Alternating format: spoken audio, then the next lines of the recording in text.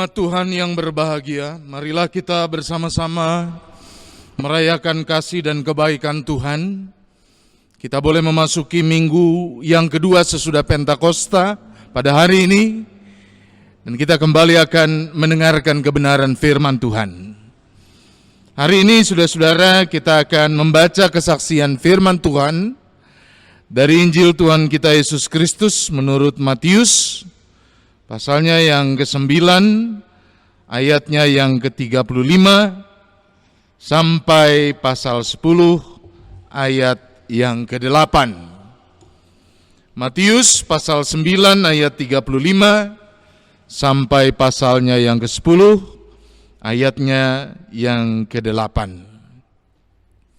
Marilah kita tenang dan berdoa. Bapa kami yang di sorga, kami bersyukur ya Tuhan untuk setiap cinta kasih-Mu yang tidak pernah berhenti melawat kehidupan kami. Kami bersyukur ya Bapa atas topangan-topangan yang Engkau selalu hadirkan, terlebih lagi ketika kami harus menjalani masa-masa sulit, masih di era pandemi COVID-19 ini. Hidup kami tidak mudah, tidak gampang. Namun kami percaya kami memiliki Allah yang baik, yang akan selalu bersedia menolong kami. Karenanya saat ini kami membuka hati kami untuk menerima kebenaran firman-Mu. Kami ingin kembali belajar daripadanya, sehingga hidup kami sebagai murid-murid-Mu terus-menerus boleh diteguhkan. Dan dengan itu, maka identitas kekristenan kami boleh menjadi semakin nyata lewat perbuatan-perbuatan yang kami nyatakan.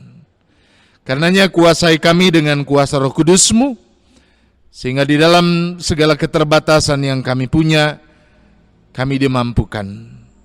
Baik hamba-Mu yang akan menyampaikan firman ini, maupun setiap bagian dari umat-Mu dimanapun berada, kami semua diberkati oleh pembaharuan dari firman Tuhan. Di dalam nama Tuhan Yesus kami berdoa. Amin. Matius pasalnya yang ke-9, ayatnya yang ke-35, sampai pasal 10, ayatnya yang ke-8. Begini bunyi kesaksian firman Tuhan. Demikianlah Yesus berkeliling ke semua kota dan desa. Ia mengajar dalam rumah-rumah ibadat dan memberitakan Injil Kerajaan Sorga, serta melenyapkan segala penyakit dan kelemahan. Melihat orang banyak itu, tergeraklah hati Yesus oleh belas kasihan kepada mereka, karena mereka lelah dan terlantar seperti domba yang tidak bergembala. Maka katanya kepada murid-muridnya, tuaian memang banyak, tetapi pekerja sedikit. Karena itu mintalah kepada Tuan yang empunya tuaian, supaya ia mengirimkan pekerja-pekerja untuk tuaian itu. Yesus memanggil ke-12 muridnya dan memberi kuasa kepada mereka untuk mengusir roh-roh jahat dan untuk melenyapkan segala penyakit dan segala kelemahan. Inilah nama ke-12 rasul itu. Pertama Simon yang disebut Petrus, dan Andreas saudaranya, dan Yakobus anak Zebedeus, dan Yohanes saudaranya, Filipus dan Bartolomeus, Thomas dan Matius pemungut cukai, Yakobus anak Alfeus dan Tadeus, Simon orang Zelot, dan Yudas Iskariot yang mengkhianati dia. Ke-12 murid itu diutus oleh Yesus, dan ia berpesan kepada mereka, janganlah kamu menyimpang ke jalan bangsa lain atau masuk ke dalam kota orang Samaria, melainkan pergilah kepada domba-domba yang hilang dari umat Israel. Pergilah dan beritakanlah, kerajaan sorga sudah dekat. Sembuhkanlah orang sakit, bangkitkanlah orang mati, tahirkanlah orang kusta, usirlah setan-setan. Kamu telah memperolehnya dengan cuma-cuma. Karena itu berikanlah pula dengan cuma-cuma. Amin. Sampai sedemikian jauh pembacaan kesaksian firman Tuhan. Berbahagia setiap kita yang mendengarkan firman Tuhan dan memeliharanya di dalam kehidupan. Saudara-saudara, Salam. Menarik sekali kalau kita ingat di era tahun 2000-an, saudara-saudara, maka ada dua jenis acara televisi yang kala itu cukup menjamur. Yang pertama, saudara-saudara, adalah tayangan-tayangan horor. Tayangan-tayangan berbau hantu, berbau mistis, saudara. Ratingnya tinggi, saudara, variasi acaranya juga banyak. Yang kedua, Bapak, Ibu, dan saudara-saudara, adalah tayangan-tayangan yang bertemakan kemiskinan. Jadi saudara-saudara, lewat acara yang dihadirkan, maka di sana orang kemudian diajak untuk melihat bahwa di sekitarnya memang banyak orang miskin, tapi saudara-saudara, tidak banyak yang peduli. Nah, bagian yang kedua ini yang kemudian mau kita bahas bersama. Jadi soal horor itu, saudara, barangkali nanti kita kemudian bisa bahas di lain waktu. Dua tayangan ini, saudara-saudara, memang dihadirkan dalam rangka kebosanan dari rakyat Indonesia yang kala itu terlalu banyak, saudara-saudara, diajak untuk memikirkan politik. Sudah bosan, saudara, bicara soal siapa yang harus jadi pemimpin. Barangkali bosan dibohongi, barangkali bosan membicarakannya karena terlalu banyak janji yang muluk-muluk. Tapi yang jelas, saudara-saudara, itulah yang menyebabkan dua tayangan tadi menjadi populer. Nah, kita ke jenis yang kedua tadi, tayangan mengenai kemiskinan. Biasanya, saudara-saudara, motifnya diawali dengan ada seorang yang menyamar sebagai orang miskin. Tampilannya tampilan orang miskin, saudara-saudara. Pakaiannya, wajahnya, saudara, didandani sedemikian rupa. Lalu kemudian dia juga terkesan sedang berada dalam kondisi sakit. Penampilannya, saudara, pasti menjijikkan.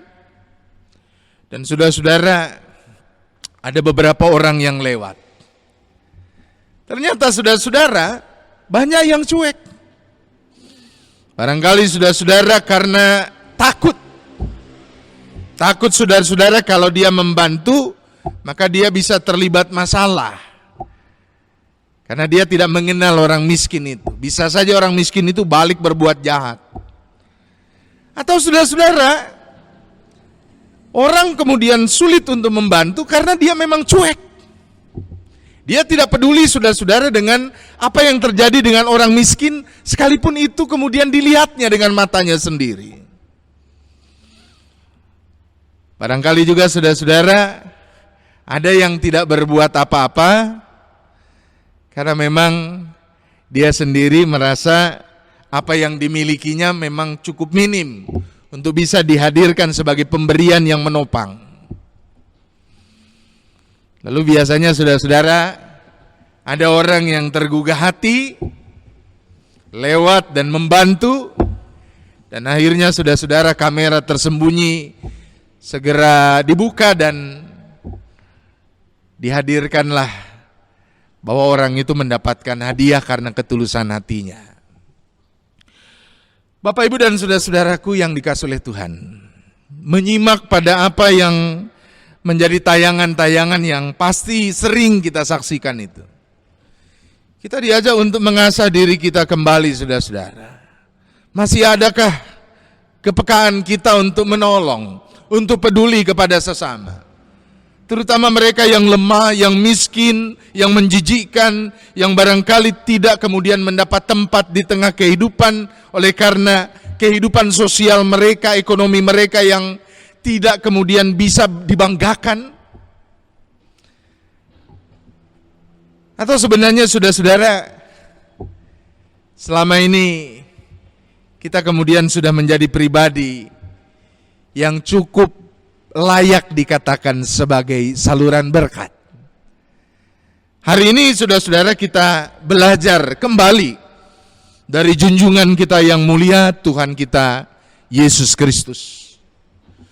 Pasal 9 saudara-saudara ayatnya yang ke-35 sampai pasal 10 ayat 8 dari Injil Matius ini berkisah mengenai pelayanan Tuhan Yesus. Pelayanan yang dihadirkannya saudara-saudara dengan penuh cinta kasih. Didasari dengan ketersentuhan hati nurani saudara.